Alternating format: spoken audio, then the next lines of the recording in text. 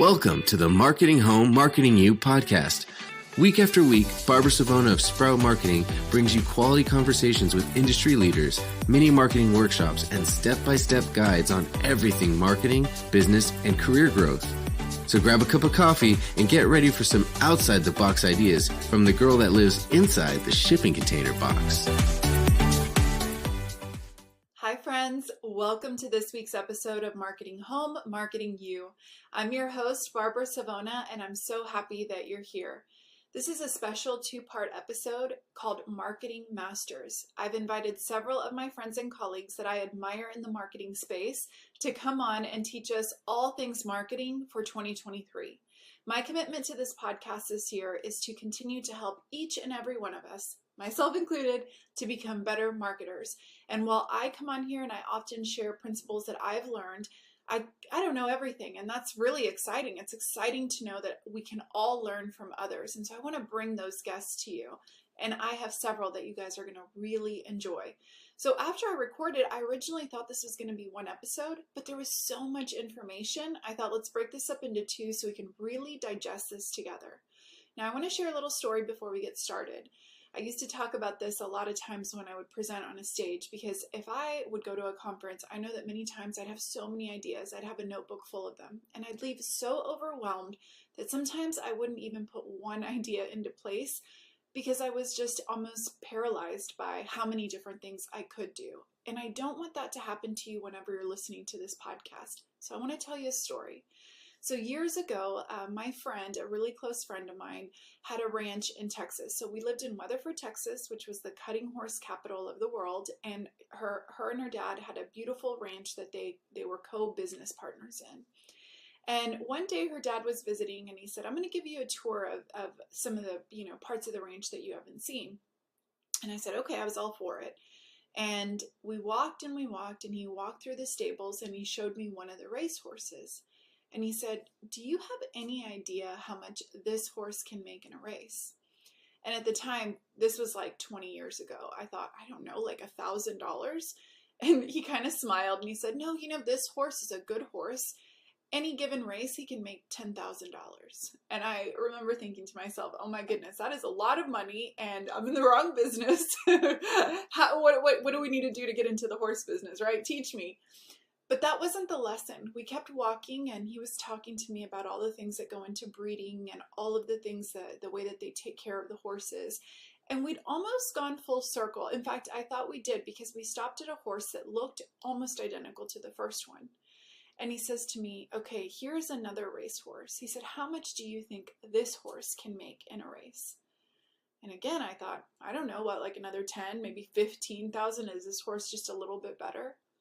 And he smiled and he said, this horse's name is Fighter, and Fighter can make $100,000 and up in a race. And he said, you know how he does it?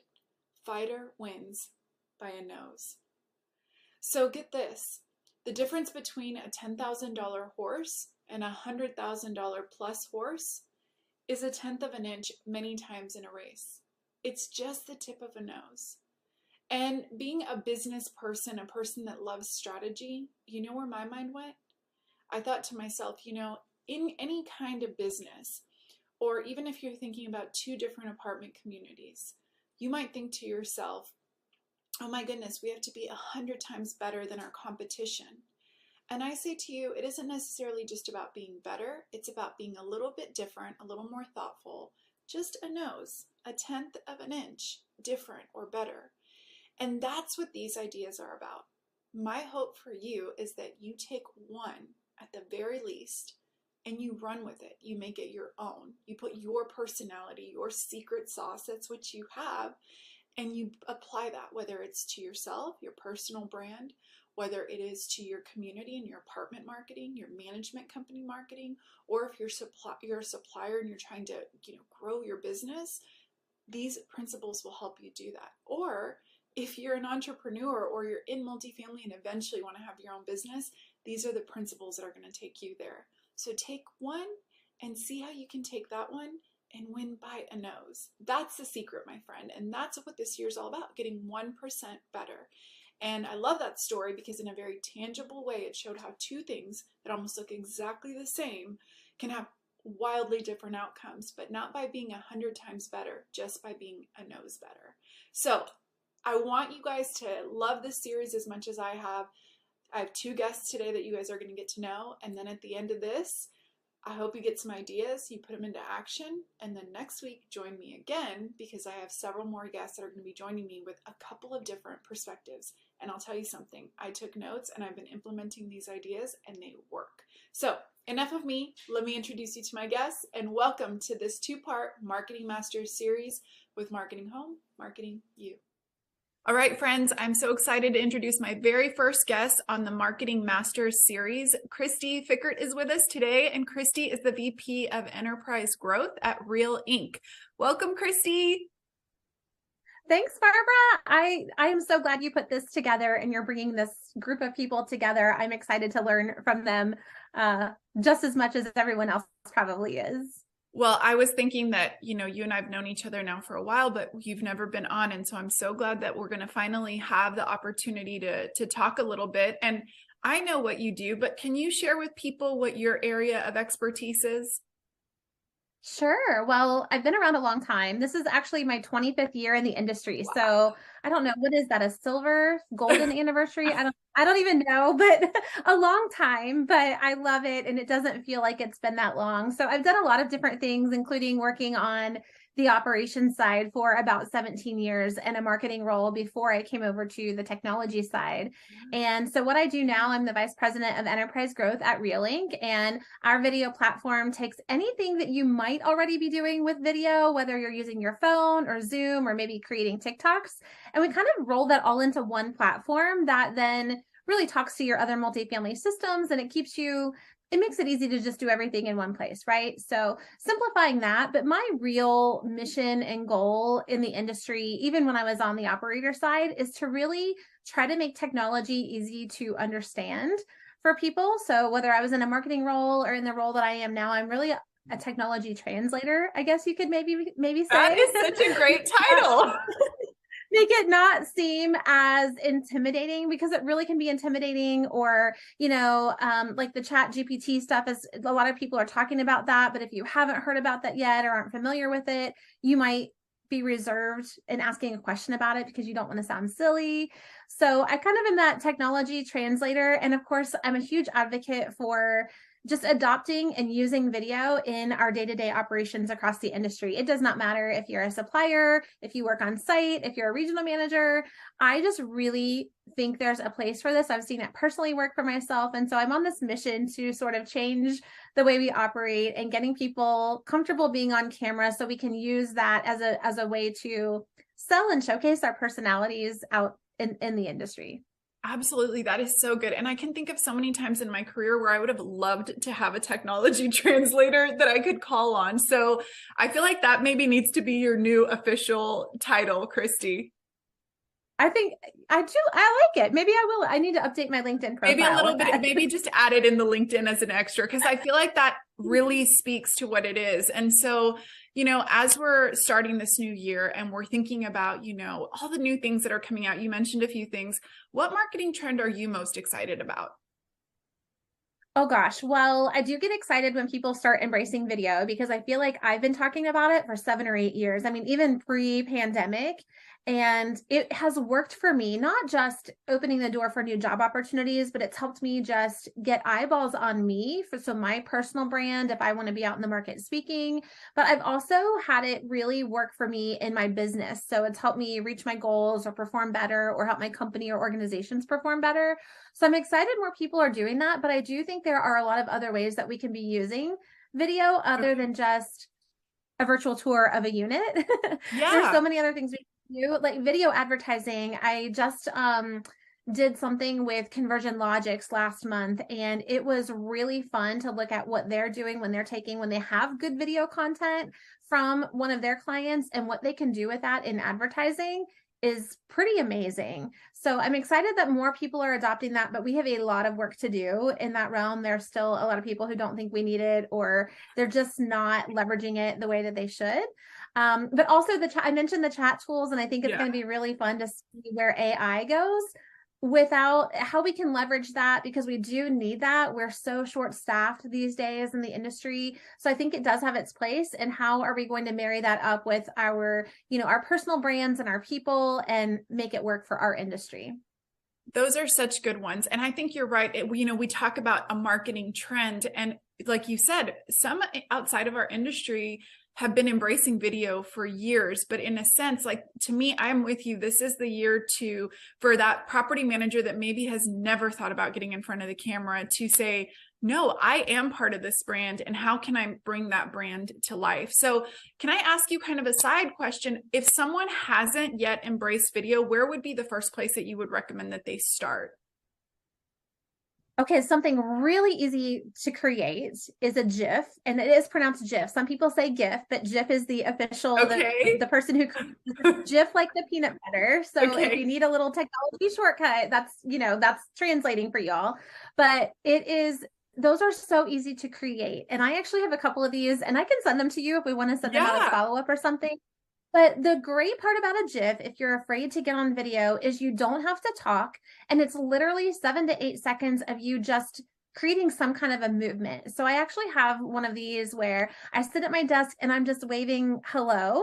And so I turn that into a GIF, and I use that in my follow-up, and I can post it on social media, but I didn't have to talk, and I could kind of, make sure I really didn't have to do anything, but wait, you did your supermodel, your Miss America wave.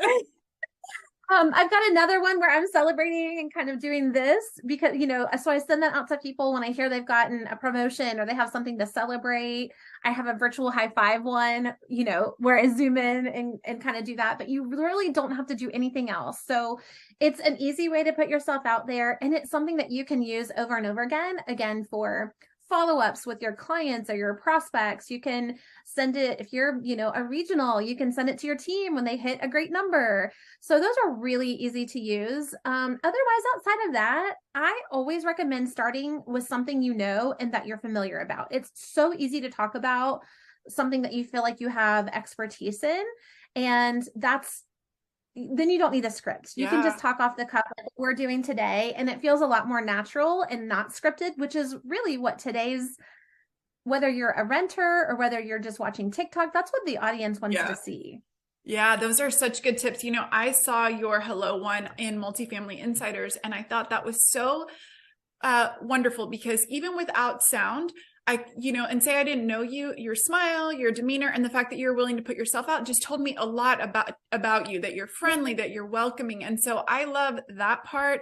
I love how you talk about, managers, you want to create a personal connection, but you can't be at all places at once, but a few of these can be in your pocket to do that. And so for me, I will say Instagram stories is like so easy, because I just turn the camera around, I talk, and I know it's going to be gone in 24 hours if I absolutely hate it. So I think all of these these are like good little entry points, for people. Yes. And you can too, if you don't, it doesn't always have to be externally facing. So something that I do with our team when I'm, I've got a lot of meetings that today I'm really back to back. And so if my team has questions or they need me, I'm just not super available today because I have a lot on the calendar. So if I think of something I need to communicate to them, I will create just a quick video. I'm sitting at my desk, or I'll do a screen share and I record that and I send it out to them. And that's so much easier than an email that I would have to type out. I hate having to type on my phone. So especially if I'm traveling or on the road and I need to get a message to them or just talk through something that I want them to know or a priority for the week, I'll pull out my phone and just record a quick video. And that's your own team. So they're a lot less judgmental than, the regular public is. But they're also hearing your voice, they hear your tone, they see your body language, and it's an easy way to start. That's such a good tip for, even like you're saying, this is just a beautiful tip for just connecting with your team to where you don't have to say, I'm so busy, I can't answer right now. It's a quick, I love that. So, okay. So let's talk about the opposite. What tools are underutilized in multifamily, in your opinion? Okay. Video? Well, video again. But it's not all about video. I think it applies to video, but it applies to so many other things that we're doing. We can always do a better job of leveraging what we're already using in other ways. So for example, if you create that GIF, that fun video, and you're only using it for follow-up with prospects, Well, you have so many other places you can use that. You can send that to your renters when it's their birthday. You can share that on LinkedIn. You can drop it into an email campaign that you're sending out. You can share it on social. So just taking what you're already doing and leveraging it, a big opportunity I do see for this that is related to video is repurposing some of those unit or property videos for your online ads. And I will say, I do not think that a video slideshow counts as a video ad. That is not a video ad. That's what people are using for video ads. But when it's just a slideshow of the photos that are already on your website and you just put it to music and you have a voiceover and that's what you're sharing in your paid advertising. So whether it's on Google or YouTube or wherever you might share that, that's not really a video ad. Okay. That's just a video slideshow. So taking, you've got this great narrated video, a really good example. And I would encourage, I don't know if you're connected with him, but there's a leasing agent with Praxum. He's with Praxum Management and his name is Craig. And he creates this amazing video content at the property level. And so now every prospect and renter, they know Craig and they all want to come and rent from Craig because he's just got this very nice, welcoming personality. And so Craig does a unit tour, but he's in the video and he's sort of demonstrating the apartment. He's not just touring it, he's demonstrating it. But what they do with their marketing agency that they work with is they took a little snapshot of that unit walkthrough with Craig and they turned that into a video. And it's actually their best performing ad on Facebook. And it gets like a 346% ROI, Gosh, which is insane. So I think the other thing we're underutilizing isn't just video and, repurposing it in other areas of our marketing stack. You can do that with really a lot of things that you're doing. But what they're also doing is they're using Craig and his face in those ads, and that is performing better. And that's something that we've seen here with some ads that we've been running. We've been doing A/B testing.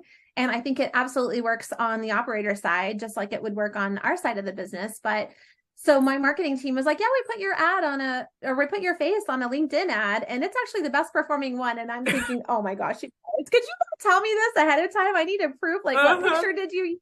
What video did you use? But again, you have to be vulnerable. And it actually performed better and it converted leads for us. Yeah. So I think that's what's happening with Craig is we're not utilizing our people. They're the face of the brand. They're out in the field. The renters like them. That's why they rent from them. And so I think we can do a better job of repurposing what we're using, but also taking the face of those people and using that in our ads and throughout the marketing stack too. That's incredible advice because I think it's where the personal brand now is going to lead the company brand. And we've got these great advocates. And sometimes, let's be frank, some of our leasing teams are going to be better on camera than your most seasoned manager just because they've got that, personality. And it's interesting that you said that too, because we've tested ours too. And I said to Lauren, because, the ads where I'm in the video or like, we'll do videos where we show these beautiful graphics. And then there's one where I'm like, making a stupid face and it works better. And I'm like, okay, so does this mean that Sprout's going to start paying for my hair, like getting my hair done and all of that, right? I asked for it. I said, okay, guys, we're going to need a line item in the budget this year for Kristi. She's going to need some Botox. She's going to need highlights. She's going to need a wardrobe. Yeah, it's like, come on, guys, I gotta keep it up if I'm going to be the ad person. But no, it's true. And I think it's also worth trialing like other different people on your team and all of these things. But I love that you talk about repurposing too, because I think sometimes people think, oh, one more trend, one more thing. And I love how you're saying like, let's, figure out how to take one piece of content and use it in different places and think about, you waving works well for something, to a client as it does to something for a prospect. It could just work in so many ways. So I think that's super cool. Yeah, now it does. And I'll tell you, Mike Whaling over at 30 Lines actually, tested this out at one point too. So a lot of property websites have a pop-up, on the homepage of the website that usually advertises a special or something. And so instead of that messaging, at one point in time, they actually just it was a photo, like a headshot of the leasing agents on site. And it rotated through leasing agents. So if they had two leasing people that pop up, one time it'll pop up and it's got, Craig's face on it. And then the next time it's got Barbara's face on it. But that converted much better and people were more likely to schedule their tour when they were using the face versus a photo of the property. And I think that also speaks to people want to know who they're going to meet with. They want to see who that is. And I'll say just this week, so I made a resolution to try to get better at just doctor's visits and, annual checkups and things. I've gone so like years without having checkups because you put everyone before yourself, and work gets in the way. And so my resolution this year, so I've been setting all of these doctor's appointments, and I needed 2 new providers. And I selected the doctors that I'm going to see in the next couple of weeks based on a video that I saw on their website. I was kind of starting at ground zero, and I didn't know. I'm like, well, I look at the insurance website and I see who's in the network, but then how in the world do you pick? There's a headshot of the doctor. Do you pick them based on what they look like or what? So quick little story, the website had videos of these doctors, and the questions were not medical questions at all, but it was a fun 8-question, like, get to know the doctor.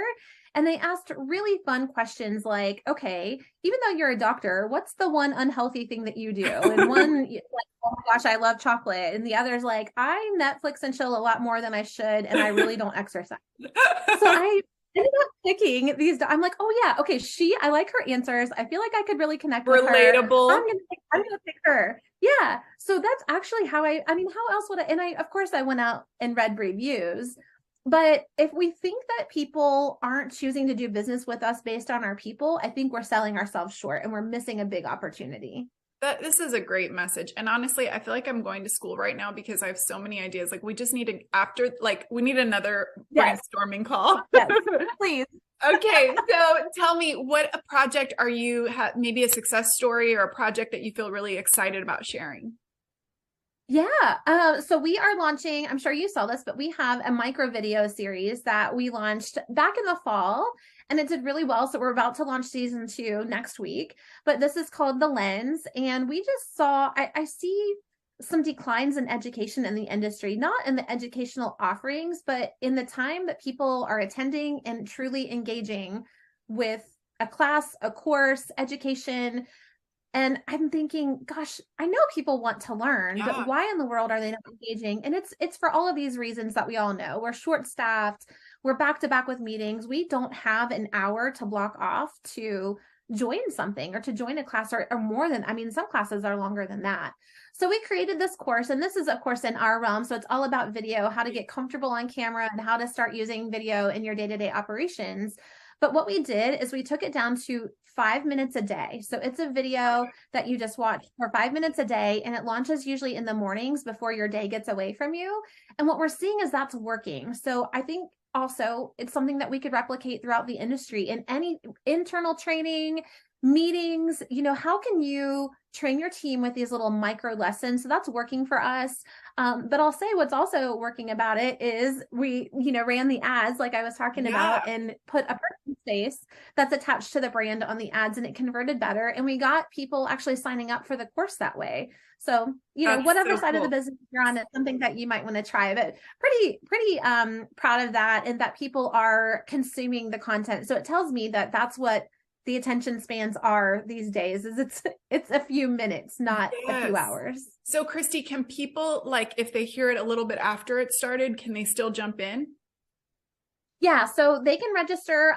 It'll launch next week, but then it'll come back. So I would just recommend that they get on the wait list, and we can send you the links and things to share if you want. We'll have all the links so that we'll have people that they can know where to connect. And if it's not right on the same time, they'll be ready for the next one. And I think so many good lessons that you shared in that about, what was it, the image that you used for your ad? When are you sending the emails? What, type of, and I think that one of the things just in talking with you and some of the others is, that's how we learn, is just pay attention to what's working and take the little strategies and then replicate those again and again. So what about, as we're kind of wrapping up, is there any last kind of marketing tip you want to share with the teams? Oh gosh. Well, I would say number 1, be curious. And even if you feel as if, and sometimes I felt like this in previous roles when I was on the operations side, but you can feel it anywhere, is you might be really curious about new technology or new things that are coming out, but within your own organization, maybe they aren't as forward thinking. And don't let that stop you, because it can be really stifling, but you can be creative and curious outside of what you do within your own organization. So I would recommend being curious, being willing to try new things. You don't have to try it across the whole portfolio, but give it a try. And that's something that people on the software and technology side of the industry are really good about doing, is they're usually willing to try anything. And a lot of it fails, but they tried it and you learn a lot from that. So I want to be curious. And the other thing that I got to be pretty good at in Q4 that I will continue doing is re-demoing products that you're already using at least once a year, and especially before you would put in cancellation notice. So I know that we're in this really transitional time right now with the economy, and we're not sure how things are going to go, and everyone's trying to be really conservative with budgets, and we are too. But one thing that I did is I really tried to, before I cut something or before I thought it wasn't working, is I carved out time to get on and re-demo a product, even if we've had it for a few years. And I learned something new from every one of those meetings. And the other thing that I do is about quarterly or twice a year, I really make myself get on calls with whoever the reps are for the products that we're using. So if there's a software or a service, I feel like I never carve out time for that. I'm always just focused on my own team and on our clients first and foremost. And so I don't carve out time for those own systems that we're using. And the rep is always emailing and saying, hey, Kristi, can you get on a call? We have something new I want to show you. And I always push her off. But every time I carve it out, and she's got it down to where she knows I've got 20 minutes and that's it. And so I'll get on for 20 minutes, but I always come back with ideas of how we're not using it or things that, we're not taking advantage of within those systems. And that 20 minutes turns into a pretty hefty ROI for us every time I make that commitment to do that. So I know we're all busy, but I would just recommend being really mindful and leaning on your suppliers and providers, because a lot of times they do have an expertise that you maybe don't have time to dig into because you're running properties and so on and so forth. But, just like I serve clients and properties, I also have software and I need to hold myself accountable to doing that same thing. But it worked out really well for me in Q4 as I started to implement that. That I did not think you were going there, but man, I'm going to share that with my team, because I think that's such a good tip, because a lot of times, just like we're innovating on our side of the business, so are our partners. And a lot of times we don't keep up. And we're, like you said, it's not just about cutting costs, but it's like, how do we make the technology work the best that it can for us? And we can't if we're not utilizing all the latest features. So, okay, Kristi. Yeah, my rep is I was just going to say, she's so great. And I'll say, show me the shortcuts. And so she will go through how we're using it. And she shows me the shortcuts. And it literally makes my life easier if I dedicate that 20 minutes to her. So that is awesome. All right. Well, I know how to find you, but how can everybody else connect with you? Oh gosh. Well, LinkedIn is always a great place to connect and get to know each other, but I am such an extrovert that I'm always willing to connect on other social channels too. So Facebook and Instagram, they can email me here at Realync if they want to learn more about video, or if they want to get, sign up for that Lens course if they're interested in taking that course. It's free, obviously. But yeah, so social and anywhere, I'll talk to anybody, anywhere, anytime. I think you're one of the most available social people that I know, that is always providing so much value. And I just want to thank you so much for giving not just your time today, but I feel like you were very thoughtful in all of your responses. This was like power packed with ideas. I feel like someone would have to go back and say, okay, let me pick one to implement, add a little bit, and keep going that way. So thank you so much, Kristi. Yeah, thanks for having me. Right back at you. It takes a village. My next guest is Grady Newman. He is the founder of Resi, and I am so excited to have this conversation today. So Grady, welcome. Hi, thank you, Barbara. My honor to be here today. So Grady, I know a little bit, but for our audience, can you share your area of expertise? Absolutely. So we focus on creating high engagement websites for apartment properties and portfolios that are driven by organic and paid channels. Okay. And I've seen your website. It's beautiful, the examples of the work that you all have done. So I will make sure that everyone has access to check it out. So today we're talking about marketing. And, part of the reason that I invited the guest that I specifically did is because when I find marketing through the channels of like LinkedIn, and I find creators that are creating marketing pieces that are engaging to me, I start to take notice and I think, okay, I'd love to almost get inside your mind a little bit and find out what it is that, you're seeing, that you're doing. And so as we're starting this new year, are there any marketing trends that just have you really excited? Oh gosh, absolutely. there are so many things happening in the world, and especially in the world of multifamily right now, that are exciting, that I'm looking forward to. We've got an increasing development of brands in the industry as we start to see some of the trends that have been existing in hotels make their way to multifamily. And as there's been a lot more consolidation in the industry, I see that need growing. Along with that comes centralized leasing, and that being a big part of that effort as well. And I think we'll see a lot of marketing trends that are based around that centralized leasing effort start to take hold this next year. I'm excited to see a lot more deeper integrations of software, retention campaigns, as we start to see some of the new builds slow, and we've got really high turnover ratios. I think that we'll see an increased focus on retention in the coming year for sure. Yeah, you said two things that really stood out to me. So the first, talking about centralized leasing, if I just look at my data, last year, our #1 most downloaded podcast, and it's still continuing to be the most downloaded podcast, was a conversation I had with Suzanne Hobson about centralized leasing. So it tells me that you're spot on. It's like people are interested and they're trying to learn from others on how it's going to go. And so I think once operations gets figured out, you're exactly right. Like now the marketing, how do we market these, this centralized brand potentially? And then the second is just, I saw a lot of data that was shared in the last couple of weeks about how renewal rates are just at an all-time high, and people are wanting to stay for whatever reason. And so seeing that some of these stabilized assets, like you're saying, how are we going to put a new focus on retention to where it feels like it's a strategy and not just kind of an afterthought? So I'm with you. I'm excited to see how we embrace it in our industry. Me as well. I think we'll see true development of loyalty programs, and we've seen some great companies doing some work in that area already, that I'm just excited to see them grow and take off in the coming year. Yeah, me too. So let's talk about underutilized things. I think from our perspective, we get to sometimes get experience outside of the industry. And so is there anything that you feel that multifamily is not utilizing enough? Sure. I like that question. That's a good question. I'd like to see marketing become bolder for sure. I feel like sometimes messaging gets a little muted because we're too afraid to offend, or we're trying to appease a particular group that thinks that we need to fit into a box. And so I think some of the more successful campaigns will be those that are really bold and unique. Some other areas would be, I don't know that we do that much educational marketing in the industry, in kind of educating renters on different aspects of a brand, of different aspects of renting and the advantages of it. I think we'll see more emotional marketing probably come into play with the increased development of branding and utilizing channels in a way that just haven't really been utilized that much to date. There are tons of underutilized channels, in my opinion, in multifamily. But really, I think a point that I want to bring up is, although there are plenty of channels that are underutilized, I think that our teams are overutilized.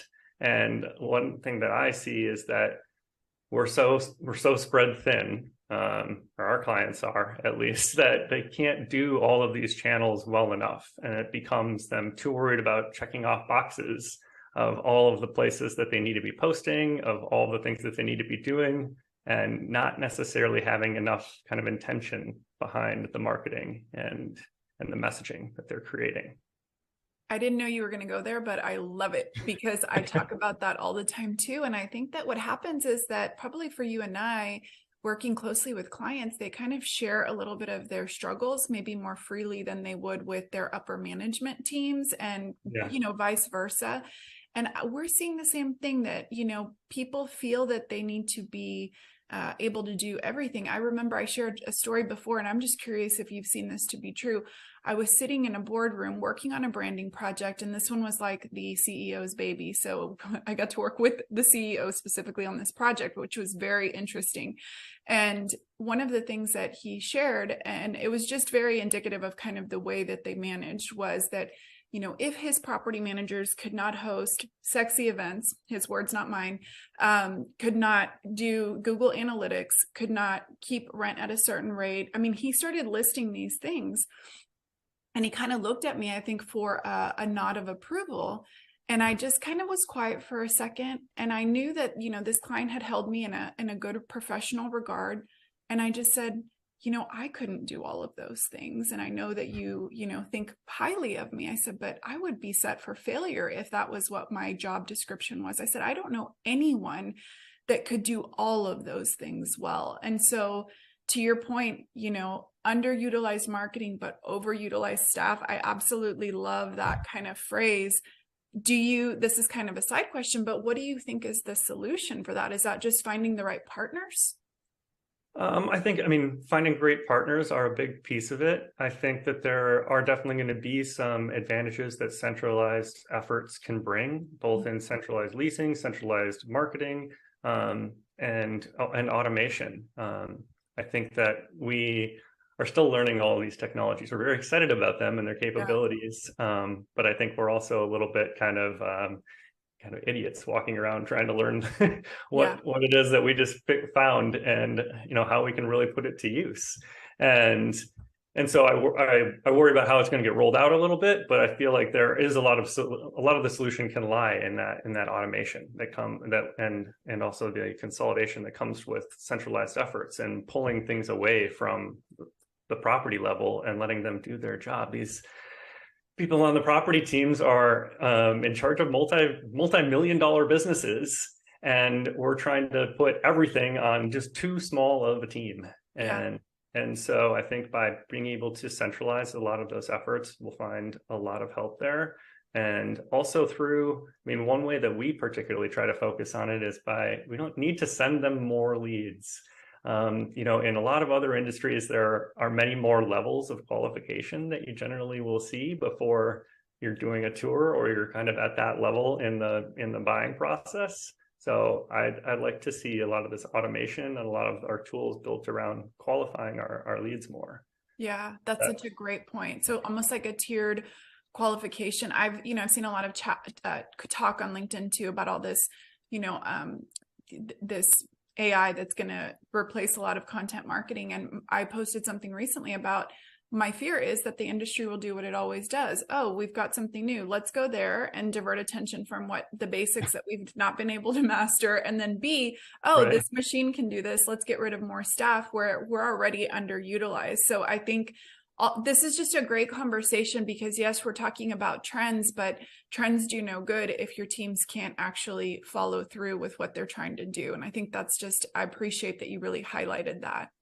Yeah, I think you hit it spot on. The goal shouldn't be to be reducing, headcount. The goal should be reducing the amount of responsibilities on those teams, because they're the ones that are facing your clients. They're the ones that they can't be out there having conversations to generate great feedback, to know how you're doing, to know what types of upgrades you should be making if they're too busy with all of these other pieces. Absolutely. So Grady, you and I've talked a little bit about some of the projects that you've done, but can you share some successes that you've had, maybe some tactics that you've used that worked really well in hindsight? Yeah, absolutely. So, really in the early days of my company, we grew up with new lease ups. That's where we were focused, working with a lot of developer owners, and really cut our teeth on new lease ups. And, in that process, I've always envied the marketing of Apple and what they do. And what I like to say that they just like to make a big deal out of the seemingly small things. And so that's been a big focus of ours over the years, is building a technology that we can scale, that allows groups to highlight the actual features of the property that differentiate them in the industry. And so we really focus on highlighting those different features.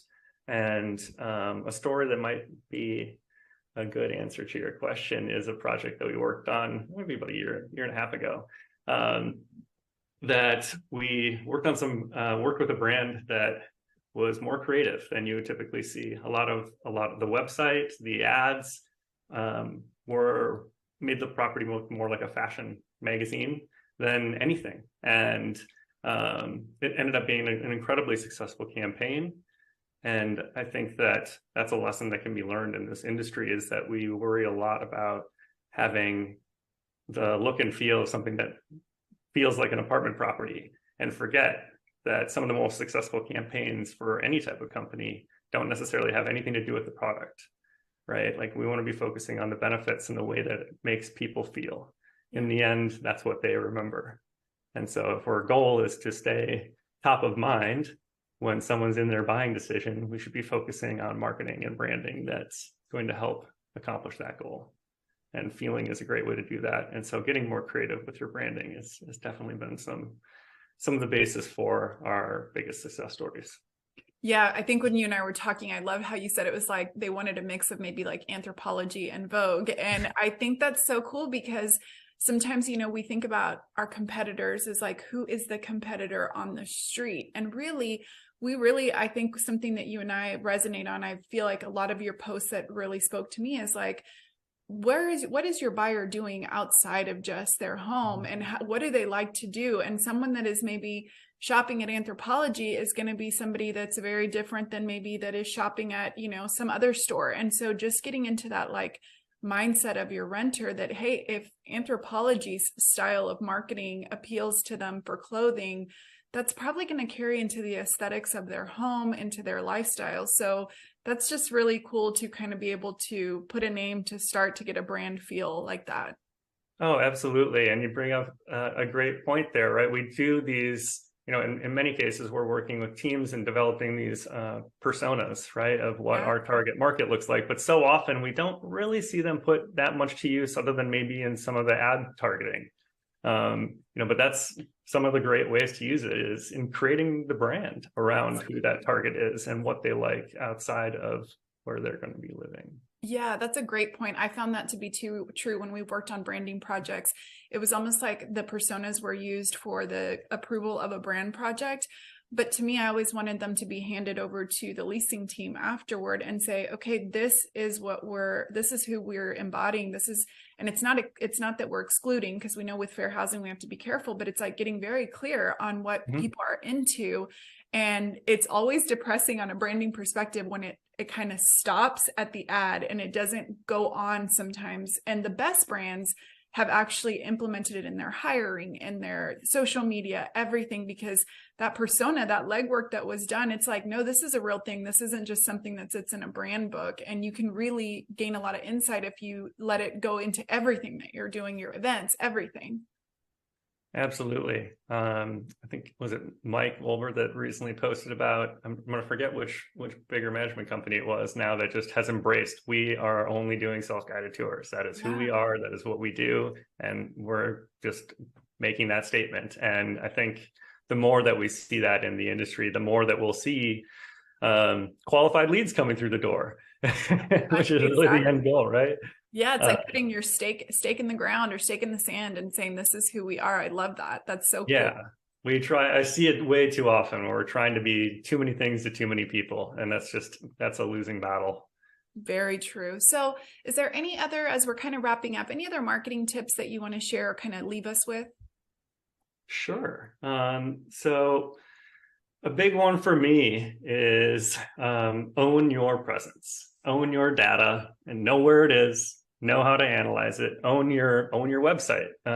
Just own it, and don't be so dependent on third parties to be taking care of that data. I think that in the world that we're living in today, and as we see an increase in centralization, as we see an increase in integration, and in my hope, more and more native integration of tools into web platforms, I think it's ever so more important that we own our data. And then along with that, don't listen to anyone that tells you to spend more money to solve your problems. This is going to be the anti-typical advice on marketing, right? This is so true, though. It's like, I love how you said that earlier. It's like, they don't need more leads. We need to be closing. We need to be, getting a little bit more qualified. It's not a more thing. It's a quality thing. Absolutely. I mean, I think in this coming year, especially as we're seeing some, tougher absorption rates for the industry, I want to encourage groups to not make any rash decisions with their budgeting, especially regarding marketing, without really having a more full game plan. I mean, if anything, it might be a time to be stepping on the gas, but you want to do it in the right way. And that doesn't necessarily mean spending more money, but about spending it in the right places. Really solid advice, Grady. Well, I knew this was going to be a good conversation just from, I think that's what's really cool about when you get to see someone on an online platform, even if you haven't met.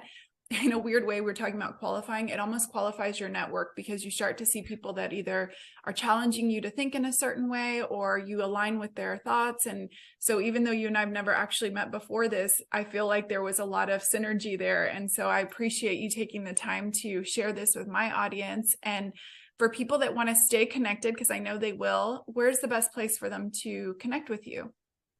Great. Well, thank you. And it's been a pleasure to be here. LinkedIn is a great place to connect with me. I'm so glad you've been able to see some of my posts. It's a new world for me that I've been learning and really only been going at it for about 6 months, 5 or 6 months. And so it's been a learning process, but a ton of fun, be able to connect with folks like you and other like-minded, really very thoughtful people in the industry. So you can find me on LinkedIn, or you can always visit our website at getresi.com. Awesome. Okay, I'll make sure and share all of those links for everyone that wants to connect. Thank you so much, and we'll be chatting again soon. Thanks so much for having me today, Barbara. I told you this was going to be good. I hope you have several pages of notes and ideas to implement. And if you thought today was good, we've got so much more to come. So join us on the next episode of Marketing Home, Marketing You, and let's become better marketers together. Bye, guys.